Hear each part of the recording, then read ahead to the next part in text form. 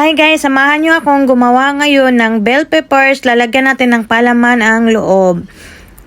Ito ang ating mga ingredients guys. Yung bell pepper hinatin natin sa dalawa. Tinanggal natin yung mga buto. Tapos ang gamit ko pala na ground meat dyan guys ay pork at saka beef. Nakamix na siya. Ang una natin gagawin guys, mag-isa tayo ng onions at carrots. Pag lumambot na at naluto na, palamigin muna natin. Pagkatapos, ihalo natin doon sa ating giniling na gagamitin. Tapos lagyan natin ng itlog. Ayan na, ayaw pang matanggal ng itlog kaluka. Isang itlog lang nilagay ko dyan guys. Pagkatapos natin ilagay ang itlog guys, i-mix na natin siya. Gamitin lang natin ang ating kamay sa pag-mix. Nag-gloves pala ako dyan guys para hindi madumihan yung kamay ko. Tsaka medyo mahaba yung kuko ko kasi guys baka pumasok sa loob, diba? Tsaka mas okay na yung mag-gloves tayo kasi maano din yan oily, parang may mantika. Pagkatapos lagyan natin ng konting flour para magdikit talaga yung guys, yung ground meat natin. Ang gamit ko pala na flour dyan guys ay potato starch. Tapos ayan, hinalo ko ulit sila guys. Ganyan lang. Halo-haluin nyo lang guys. Yung iba pala guys, naglalagay ng breadcrumbs. Pero hindi ako naglagay ng breadcrumbs guys. Flour lang nilagay ko. Ayan na. Pagkatapos natin haluin, naka-ready na siya.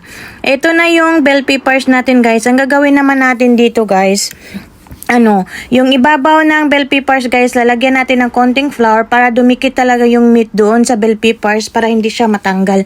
Katulad ng ginagawa ko, gayahin nyo lang. Ganyan lang ka-easy guys. Sobrang dali lang nito gawin guys. May masarap na ulam na kayo.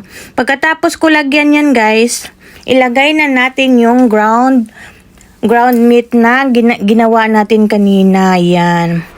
Ayan na siya. Tapos na nating haluin. Tapos ilagay na natin. So, ganyan lang guys. Ilagay nyo lang dyan sa loob ng bell peppers guys. Tapos, ayusin nyo lang. Parang gumagawa lang kayo ng hamburger patty guys. Ayan ganyan ang itsura niya pagkatapos mong ilagay dyan sa loob ng bell peppers. So, ayan na guys. Tapos na nating lagyan ng ating mga bell peppers. Ayan ang ganda, diba? Si tsura pa lang masarap na. Ano pa kaya pag naluto na, diba? Pagkatapos guys, yung ibabaw naman yan guys, lagyan ulit natin ng flour. Huwag niyong damihan guys, kunti lang. Para lang dumikit talaga siya. Tapos sa part 2 na lang guys kung paano lutuin yan. Basta gayahin nyo lang guys, diba?